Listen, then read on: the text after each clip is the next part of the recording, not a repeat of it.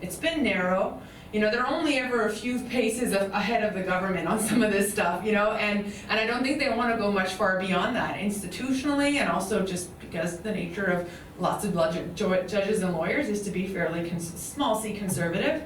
And so that's why we get the problems that we do on Section 35, limited recognition of the inherent right to self-government, the things that I mentioned earlier, and you know, TRC saying that you know the implementation of 35 and its interpretation by the courts has not met reconciliation. So we know these problems, we saw them earlier. Yeah, and so I think that in addition to those problems, the other sort of contributing factors here is that, again, Section 35, the recognition of Aboriginal and treaty rights are hereby affirmed, it's so broad. It doesn't specify the kind of rights that Indigenous peoples are entitled to and that governments have obligations towards, or it doesn't specify government obligations either.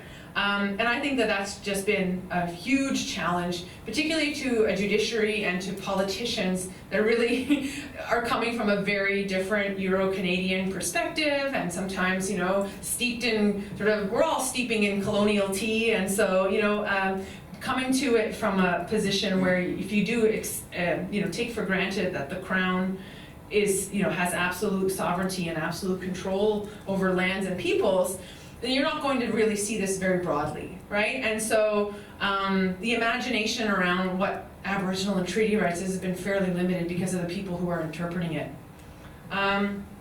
Yeah, so those contribute to the problem around Section 35. So what I argue is that Section 35, like every other provision of our Constitution and like most laws, is not written in stone. Laws are, you know, created by people, interpreted by people, and can be changed by people. There's no magic to it. It doesn't require a constitutional amendment. People have interpreted Section 35. People can interpret it in a different way.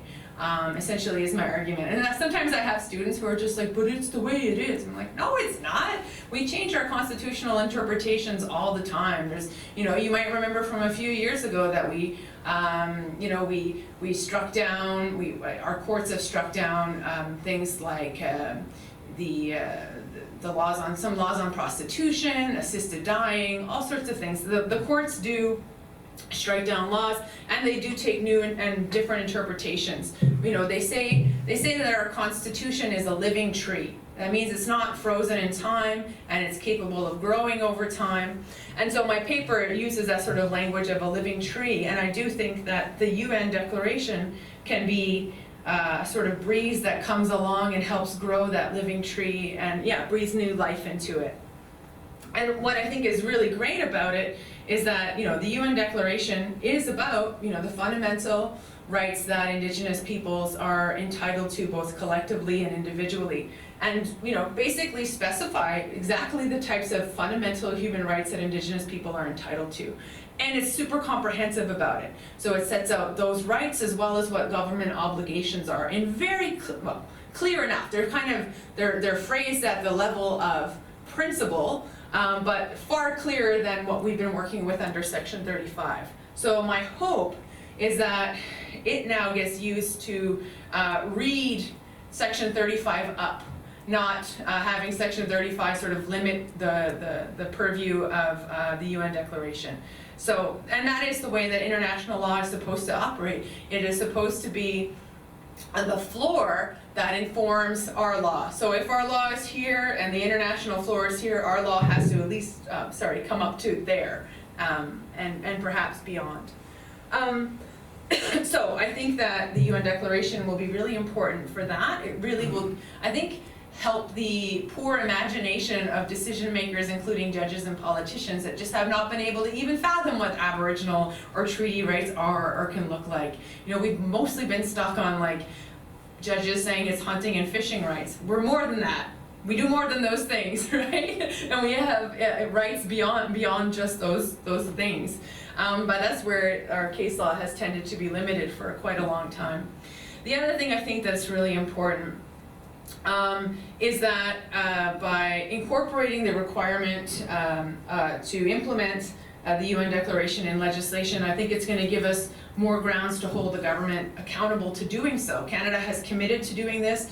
Canada can be taken to court if it doesn't start implementing the legislation, and there's going to be greater and greater pressure for Canada to act. There has not, with Section 35, been that similar impetus on governments to implement Section 35. They've just left it to the courts, whereas this is saying, no, it's your job to implement. Yes, there's the courts, but government first and foremost has this obligation to be taking these rights and implementing, and that's what the UN says about its expectations around international human rights instruments. So with this new instrument, I think there's a much greater expectation. I'm not saying it's gonna, like, governments are just gonna wake up tomorrow and be like, yeah, let's get to implementing, let's do it. I think it's gonna, I'm a realist, I mean, I'm optimistic, but I'm also a realist. It's gonna take a lot of work, but it's very clear that government has an obligation to implement, where it was less clear with Section 35. Maybe it ought to have been, but it wasn't.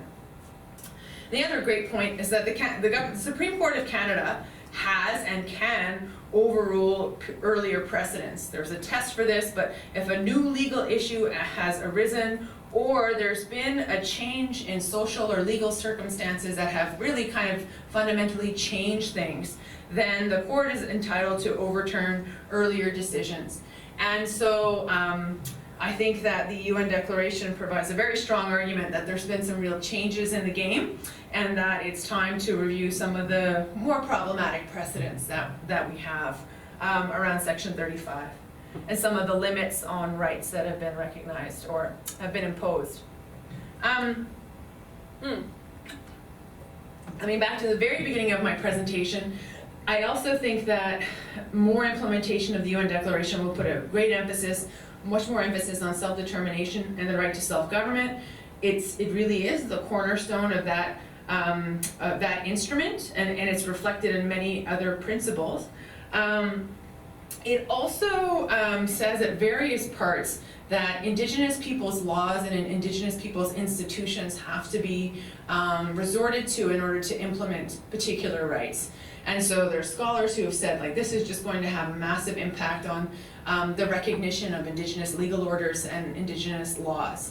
And that will be excellent. There's been some work in the last 10 years, as I alluded to briefly, but this might be the real shot in the arm to really move some of this really phenomenal work forward on Indigenous people working to revitalize their legal systems. And I've been doing some of that work, and I can tell you it's the most exciting stuff I do, by far.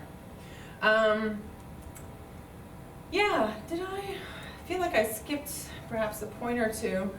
I guess that's sort of it. Yeah, I think, and I guess what's missing here is that I will touch on before going to that last slide is the UN Declaration itself actually has specific provision, or the preamble says that any legal doctrine in a state that is based on the notion of racial superiority is illegal, immoral, and should have no basis in law. And in the legislation that Canada passed, implementing the UN Declaration, in the preamble of that act too, it says that any similar language, any doctrine that has its basis in notions of racial superiority are no longer legal and are immoral. But I do think that those two are really important provisions that we can then use to attack that doctrine of discovery, right? And use it as a basis to say, like, that these doctrines can no longer be the legal underpinning of, Canadian society, and a lot of our case law on Aboriginal rights. So, so I think that is another really important reason. And so we don't need a constitutional amendment. I think what we just need is goodwill and some stronger instruments that help us imagine what are the rights that Indigenous people have, and also compel governments to be implementing them, and that Indigenous folks and their allies and supporters can then be pushing on governments. That's my last point that I'll end on. Whoops. I don't think it's going to be a panacea. It's not a magic bullet. It's going to be a lot of work. I think politicians often, sometimes they're well-meaning, but even then sometimes really don't understand the depth of what needs to happen and try things and sometimes they do not go well. And so there will be weak efforts, there's going to be problematic efforts to implement the Declaration and the Act. And so there's a lot of work to happen. But that doesn't negate the fact that this is a really important instrument, I feel, that can be used to really help undo a lot of the problems that we're still significantly grappling with. So yeah, and I think it's going to take efforts by governments and also Indigenous people and their allies to continuously try to hold governments accountable to implementing these. I didn't speak about this at all, but this is just Canada we're speaking about. The government of British Columbia passed its own legislation on the UN Declaration. I think every province should have similar legislation and be going through a process of attempting to ensure that its laws are consistent with the UN Declaration. I don't know if our current government in Nova Scotia would be super jazzed about this. I certainly know New Brunswick's won't be, but it is another area to work on as well in terms of advocacy. So that's all I have. I just want you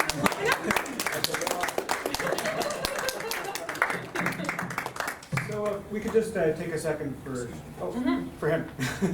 He's going to do the thing. I don't think he's running away with my gift. In fact, he just left it over there. So, thoughts, comments, questions, and no question. I mean, even if you feel like, oh, geez, I don't know if I should ask that question. Just feel comfortable to ask a question. I won't say that any question is off limits. Go ahead. So my question is about when you started the presentation, you talked about the difference between Aboriginal law and Indigenous law. So what I'm wondering is, a lot of this seems to be very framed around like the Eurocentric idea of what law is supposed to be, rights, that came out of the Enlightenment and that kind of thing. Yep. How much of I guess the UN Declaration and other policies, how much of that has Indigenous law as its basis instead of the Western version? Does that make sense? I think, yeah, so what kind of role is Indigenous law playing in some of this work? So as we move through the kind of timeline, it's a bunch of, it seems like it's a lot of like, just asking for different versions of a westernized version of, the human rights approach. But what's the difference between that kind of Western version of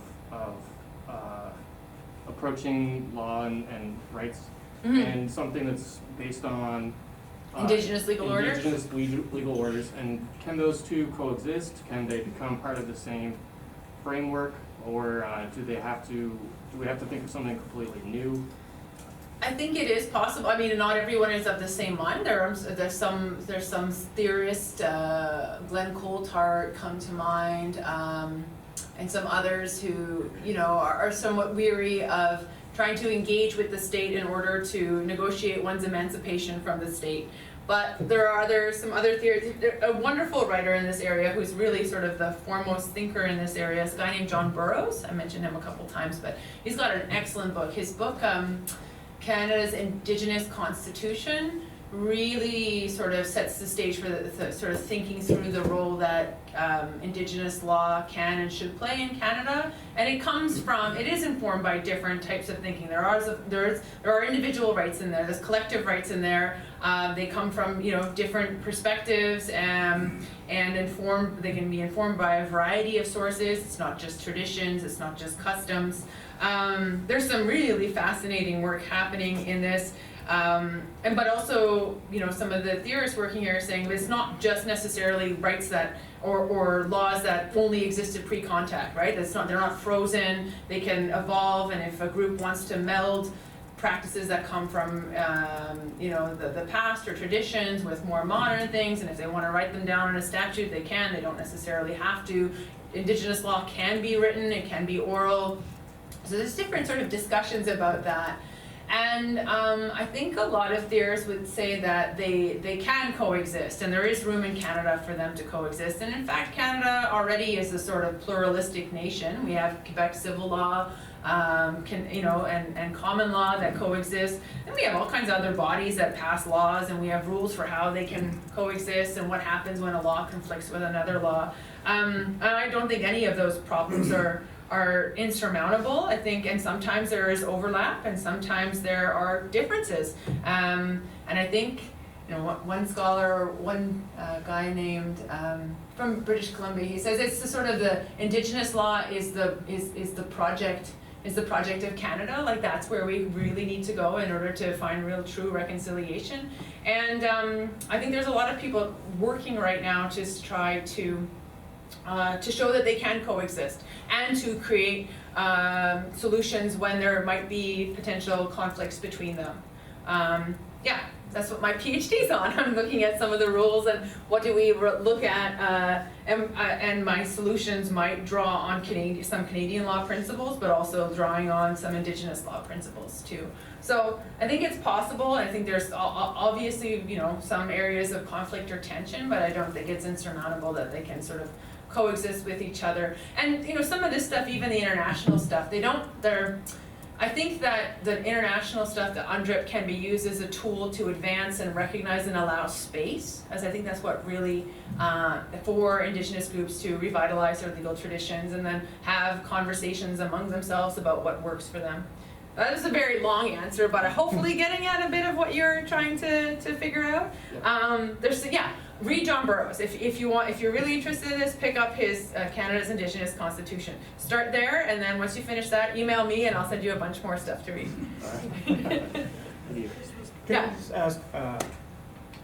I'm assuming this is like sort of a two-parter. I'm assuming that Indigenous self-governance would have a massive impact in general on Indigenous well-being and health. Absolutely. Okay. The other part of that is, how optimistic are you about it's happening? What are my options? I know you kind of touched on that a little bit. Yeah. Well, okay, so here's one thing I'm super optimistic about. So I said in the U.S., they had recognition of the inherent right to self-government like back in the 1820s in that Marshall trilogy of cases. Now, the U.S. immediately didn't change overnight, and they had their long history of industrial schools and attempting to eliminate reserve land and Indigenous people in the Trail of Tears. So I'm not saying the U.S. is perfect, but since the 60s, tribes in the U.S. have been relatively successful using that case law from the 1820s, but then also working with government, members of Congress, to bring a whole suite of bills. There's like 45 different statutes in the U.S. that touch on tribal. It doesn't give them the right. It recognizes tribes' rights to exercise self-government in a whole host of areas, from child welfare to education to all kinds of different service areas, but also in environmental areas, clean water, spousal abuse. Anyways, there's also a great article by John Burroughs on looking at how the U.S. has created a sort of legislative mechanism whereby rights can be implemented. So I'm optimistic that this could be very much a useful model. I think the way to do, I gave a talk to senators a couple weeks ago, last week, and I was like, you can use the power that the federal government has over Indians and lands reserved for good. I said, you can use your power for good and not evil by passing legislation like the U.S. has done, which doesn't control the tribes. It sets out legal frameworks in which how the funding will work is covered. What is the areas that these laws can be, the jurisdiction is recognized in. It's just sort of setting out a framework for how different things can work. And although nothing is perfect, it seems to work relatively well. I hope to learn a little bit even more about it. Canada passed, finally, in 2019, its first piece of legislation that looks like the U.S. In fact, it was modeled on the U.S., a similar legislation in the U.S. So I had mentioned child welfare earlier and how this is a massive area of inequality and underfunding, and we had a major Canadian Human Rights Commission decision in 2016. There's still issues ongoing there, but because of that, Canada was persuaded, and the TRC has talked about the massive overrepresentation of Indigenous children in state care and how that has to change. So Canada was persuaded to pass this legislation that does two things. It sets sort of national standards across the country when it comes to Indigenous children involved in the child welfare system, which is needed. But it also then recognizes the inherent right of Indigenous governing bodies, that's the term used, to create their own laws in this area and to have their own courts. So that got passed in 2019, and it's been in effect since 2020. There's, I think, 2 groups now who have passed their own legislation in this area, and I think that's a model. But I think it has to take off in the same way that the U.S. has. But here's something exciting that fuels my optimism. So the bad part is that a government or a province in Canada challenged it. Guess which government in Canada might have challenged this law? Pick one. Alberta. What? Alberta? Close. Quebec. Who said Quebec? You win. Oh, you knew. Somebody said Quebec. I thought I heard that. It was Quebec who challenged the legislation. And we went to court on it, and I was there arguing for the First Nations Caring Society on behalf of Sydney Blackstock. And I think we're all feeling fairly optimistic that it's going to be recognized that Canada has the jurisdiction to pass legislation like this, including legislation that recognizes the inherent right to self-government and sets out sort of frameworks upon which these can be, that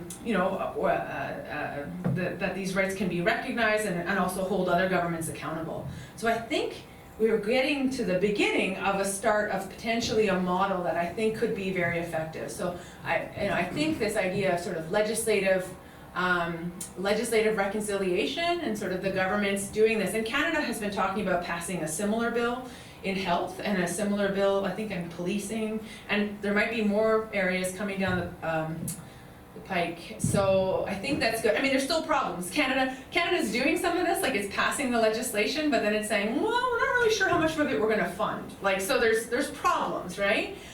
We also need legislation that helps us really hold Canada accountable to its funding.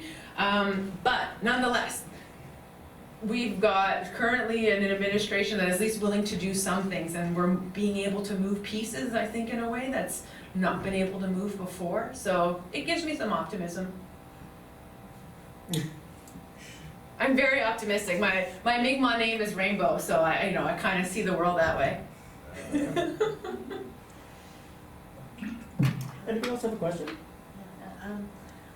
Back in the beginning, near the beginning of your presentation, I think you said Nunavut has a public